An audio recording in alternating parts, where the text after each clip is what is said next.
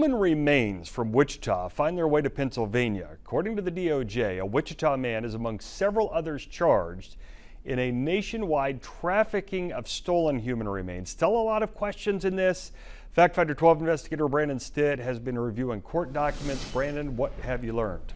Well, Mike, Angelo Piera of Wichita pled guilty earlier this month to federal charges related to trafficking of stolen human remains. Now, this is in connection to a much larger ring of buying, selling human remains that stretches from Arkansas to Pennsylvania to the Harvard Medical School and now Wichita. Now, according to those court documents, between 2018 and 2022, Piera and another Pennsylvania man are alleged to have caused stolen human remains to be transported from Wichita to Montgomery, Pennsylvania. Now, it's unclear of where the remains are from and or even how they were obtained.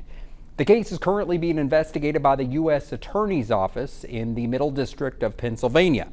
In a release, that office says that in part the charges are from a multi-year investigation into the nationwide trafficking of stolen human remains. Multiple defendants have been charged in Pennsylvania. 3 have since entered guilty pleas. 1 defendant was charged and later convicted in Arkansas. None of them have been sentenced.